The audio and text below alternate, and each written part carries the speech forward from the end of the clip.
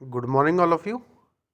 आज हम manager economics के अंदर हमारा सेकंड लेक्चर स्टार्ट करने वाले हैं, जो कि फंडामेंटल प्रिंसिपल्स ऑफ इकोनॉमिक्स से रिलेटेड है। फर्स्ट लेक्चर के अंदर हम लोगों ने मैनेजर इकोनॉमिक्स क्या है, मैनेजर इकोनॉमिक्स को किस तरीके से डिफ़ाइन किया गया है, क्या मीनिंग है उसकी, उसके बारे में डिस्कस किया था। क्या नेचर, क्या स्कोप है, क्या क्या सिग्निफिकेंसेस है, उसके बारे में भी हम पिछले लेक्चर में पढ़ चुके हैं। ये जो हमारा सेकंड लेक्चर है उसके अंदर हम कौन कौन सी फंडामेंटल प्रिंसिपल है इकोनॉमिक्स के, उनके बारे में देखेंगे। तो जो हमारा पहला जो फंडामेंटल प्रिंसिपल इकोनॉमिक्स का वो है people make rational choices. If you drop to work and school today I bet you would disagree with this one because of all of the irrational drivers out there. However, it is an assumption that economists make to let the models work. Remember that to economists, rationality means that people act in their own best interest while the information that they have available to them. It doesn't mean that they make the best long term decisions. It just means they make the best decisions according to their own desire for happiness with the information they have. कि अगर आप ये देखेंगे कि अगर जो peoples की जो चॉइसेस है अगर वो रेशनल हो तो उसका क्या इफ़ेक्ट होएगा, क्या प्रिंसिपल है उसका, तो इसके बारे में बता दूं कि अगर आप ये ड्रॉ कर रहे हैं कि आप वर्क या स्कूल जाना चाहते हैं तो आप इस चीज़ से डिसएग्री होंगे कि इसके अंदर सारे जो इरेशनल ड्राइवर्स हैं वो आउट हो रहे हैं। तो जो भी एजम्पशंस हैं जो कि एक इकोनॉमिस्ट अपने एक मॉडल वर्क के अंदर यूज़ करता है, तो वो रिमेंबर करता है, इकोनॉमिस्ट रिमेंबर करता है कि जो रेशनलिटी है कि जिसके अंदर एक पीपल जो एक्ट है किसी एक अपने बेस्ट इंटरेस्ट के पे जो कि उसको एक इंफॉर्मेशन के थ्रू अवेलेबल है, तो उसका मतलब ये नहीं है कि वो अपने बेस्ट लॉन्ग डिसीजंस ना ले रहा हो। इसका मतलब ये हुआ कि जो भी हमारे बेस्ट डिसीजंस हैं उनको हम अपने हैप्पीनेस, अपने डिज़ायर के अकॉर्डिंग उन इंफॉर्मेशन से ले रहे हैं। In general most people are rational. For example people eat food, go to work, play nice and others etcetera. कि अगर हम जनरली ये कहें कि अगर मोस्ट जो पीपल्स होते हैं वो रेशनल होते हैं, तो एक एग्जांपल मैं आपको देना चाहता हूँ कि अगर पीपल है वो अगर फूड को ईट करेगा तो वो काम पे भी जा सकता है, अच्छा खेल भी सकता है और बहुत कुछ भी कर सकता है। कि if people behave irrationally then there would be no chance in the world to predict their behaviour. अगर जो पीपल का जो बिहेवियर है अगर वो इरेशनल रहेगा तो वो वर्ल्ड के अंदर उसके बिहेवियर को कोई भी प्रिडिक्ट नहीं कर सकता, ऐसे कोई भी चांस नहीं है। By assuming that people are rational and make decisions based on what is best for them, and we can break down the decision making process. This allows us to study the factor that influencing decision making. कि अगर हम ये assume करें कि अगर people rational है तो वो उन डिसीजंस को बना सकते हैं जो कि उनके लिए अच्छे हैं, बेस्ट हैं, और साथ साथ उन सारे डिसीजन मेकिंग प्रोसेस को ब्रेक डाउन कर सकते हैं जो कि उनको करने चाहिए। तो ये जो मैनेजर इकोनॉमिक्स है ये अलाउ करती है उन फंडामेंटल प्रिंसिपल्स को जिसके अंदर हम फैक्टर्स जो कि एक स्टडी के अंदर इन्फ्लुएंस हो रहे हैं, हमारे डिसीजन मेकिंग के अंदर इन्फ्लुएंस हो रखे हैं, उनको देख सके। नेक्स्ट है cost and opportunity cost. The most common use of the word cost is an a monetary cost. Generally, we are concerned with the trade-off that are associated with the decision we make. We have to pay for food, movies, or classes, but there are other types of cost in economics. We call these opportunity cost. For more info on opportunity cost, look here. To summarize, opportunity costs are the value of the highest foregone activity. An example would be given up the opportunity to work while you are attending class. In this case, you have to pay for classes of monetary cost and give up other activities and opportunity cost. अगर हम second fundamental principle की बात करें तो वह है हमारी cost और अपॉर्चुनिटी कॉस्ट, लागत। तो जो हमारी जो आपने सुना होगा कॉस्ट का वर्ड, लागत का वर्ड, है ना, वो एक तरीके की क्या है, मॉनेटरी कॉस्ट। वो एक तरीके की क्या है, हमारी मॉनेटरी कॉस्ट। तो जनरली हम जब भी ये कंसर्न करते हैं कि जो भी ट्रेड ऑफ है, जो भी हम ट्रेड करते हैं, व्यापार करते हैं, उसका एसोसिएशन उन डिसीजंस के लिए किया जाता है जिनको हम बनाते हैं। जैसे कि आप ये देखेंगे कि अगर हमें कुछ भी खाना है, कुछ भी देखना है, कोई भी क्लासेस हमें अटेंड करनी है, तो उसके लिए हमें कुछ पे करना होता है। मीन्स कि इफ़ यू पे समथिंग फॉर योर डिजायर्स, तो यू हैव पे सम कॉस्ट फॉर इट। तो अगर आप देखेंगे कि जो भी अदर टाइप्स ऑफ कॉस्ट है, अगर इन कॉस्ट के अलावा, मॉनेटरी कॉस्ट के अलावा अगर अदर टाइप्स ऑफ कॉस्ट की बात करें, तो वो हम इकोनॉमिक्स के अंदर उन कॉस्टों को अपॉर्चुनिटी कॉस्ट कहते हैं। और जो अपॉर्चुनिटी कॉस्ट होती है वो क्या होती है कि जब हम किसी फॉरगॉन एक्टिविटी की वैल्यू को हटा देते हैं। मीन्स कि अगर हम ये कहें कि जो अपॉर्चुनिटी कॉस्ट होती है वो होती है कि जो हमें एक नए अल्टरनेटिव को चूज़ करने से पहली वाली से हम उस वैल्यू से अछूते हैं या हम उसको फॉरगिव कर रहे हैं, तो वो हमारी क्या होगी, अपॉर्चुनिटी कॉस्ट। जैसे कि आप अभी क्लासेस अटेंड कर रहे हैं, तो ये और अपने वर्क मीन्स आपको अच्छा काम मिल जाए, आपको अच्छी जॉब मिल जाए, इसलिए आप अटेंडेंट क्लास कर रहे हैं। तो जो आप अटेंड कर रहे हैं क्लासेस, उसके अंदर आप जो भी पे कर रहे हैं वो आपकी मॉनेटरी कॉस्ट है। लेकिन आप जो भी अदर एक्टिविटीज़, जैसे कि अगर आप मान के चलें कि आप कोई गेम खेलना चाहते हैं या आप कोई वर्क करना चाहते हैं या आप अभी से ही जॉब करना चाहते हैं, आप सोच रहे थे कि मैं 10,000 रुपये कमा लेता, मैं एमबीए नहीं करता, मेरे और पैसे पढ़ाई में नहीं लगते, तो मैं शायद 10,000 कमाता रहता, है ना, मेरी कुछ इनकम होती रहती, मेरा कुछ एक्सपीरियंस होता रहता। लेकिन आपने हाईएस्ट डिग्री लेने के लिए, मीन्स आपने एमबीए करने के लिए उन 10,000 को, उस 10,000 रुपये को छोड़ दिया, उस जॉब को, उस अपॉर्चुनिटी को छोड़ दिया अपने बेस्ट अल्टरनेटिव के लिए। तो जो आपने वो 10,000 रुपये छोड़े या जो भी आपने उस जॉब को छोड़ा, वो आपकी क्या होगी, अपॉर्चुनिटी कॉस्ट होगी। ठीक है।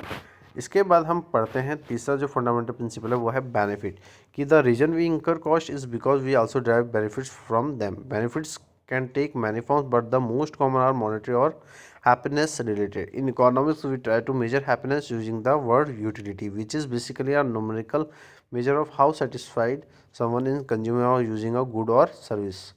We are interested in benefits because they are typically the thinking that the individuals and the firms are trying to maximize with their behavior, utility and profit respectively.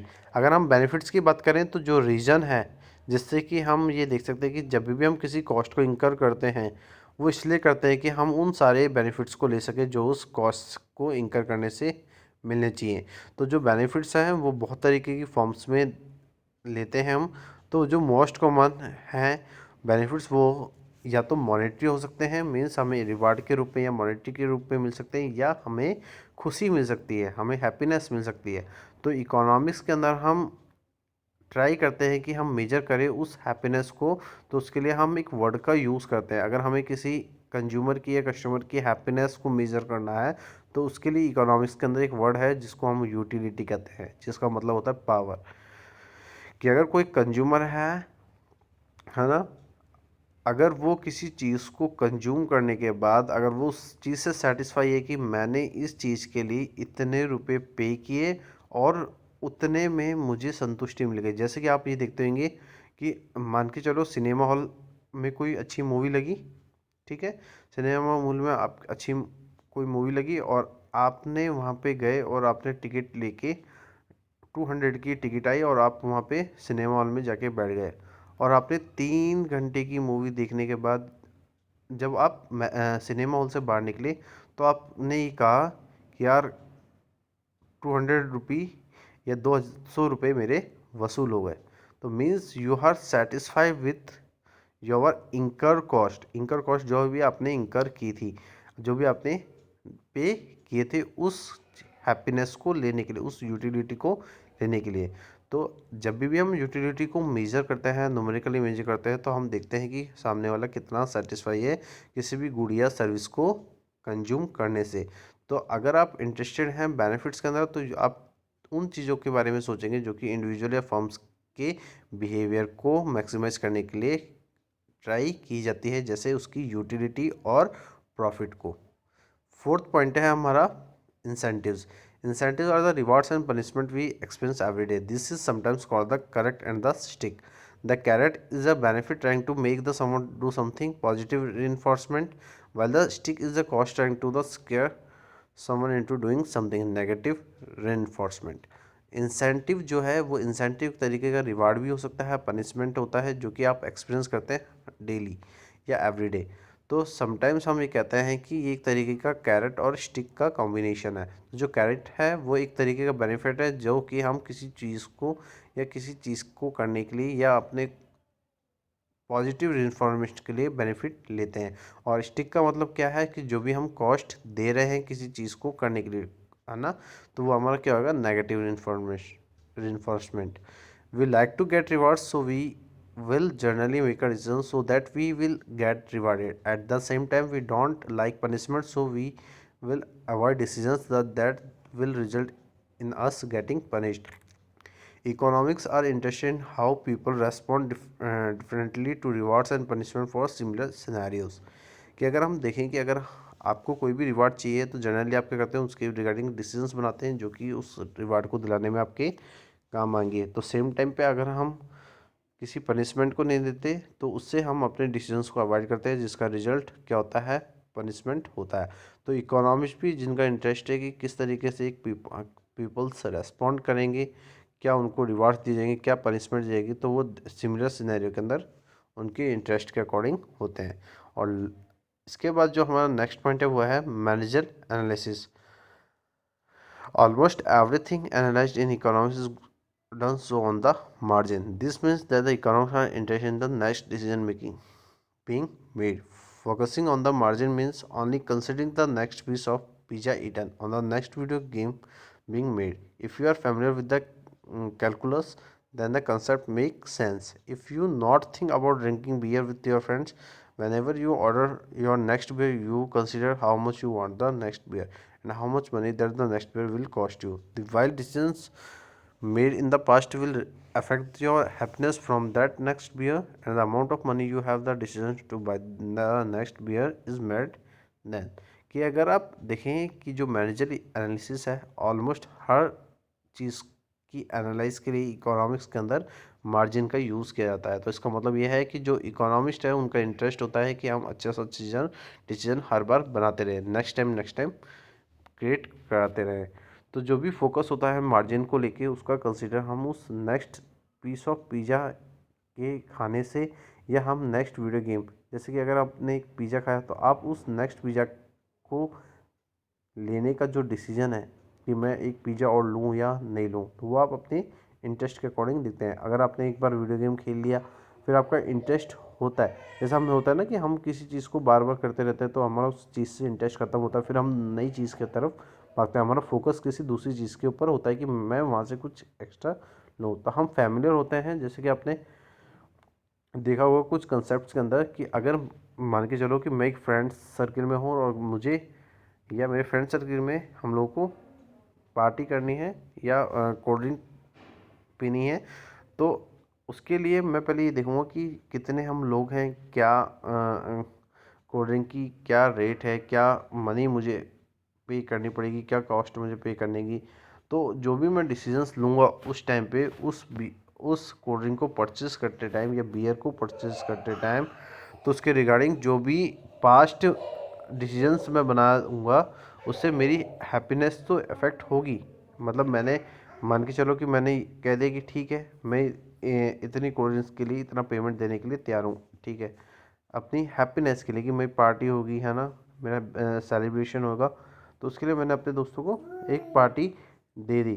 तो उससे मेरा जो पास्ट डिसीजन है वो तो रिफ्लेक्ट होगा, मेरी happiness तो इफेक्ट होगी उस के लेने के। लेकिन अगर किसी ने मेरे पास उतनी ही मनी है जितनी मैंने उन लोगों की नीड्स को सेटिस्फाई करने के लिए कर दी, लेकिन अगर किसी बंदे ने कुछ और मांगा या कुछ और चीज़ की डिमांड की, ठीक है, या कुछ नेक्स्ट कोल्ड ड्रिंक की डिमांड की और उतनी मनी अब मेरे पास नहीं है, तो फिर क्या होगा कि जो मेरा डिसीजन है वो ऑटोमेटिकली चेंज होगा, क्योंकि जो मेरा कंसेप्चुअल सेंस है वो धीरे धीरे मेरी हैप्पीनेस, मेरी यूटिलिटी, मेरे मार्जिन को चेंज करी है डिसीजंस देखने के लिए।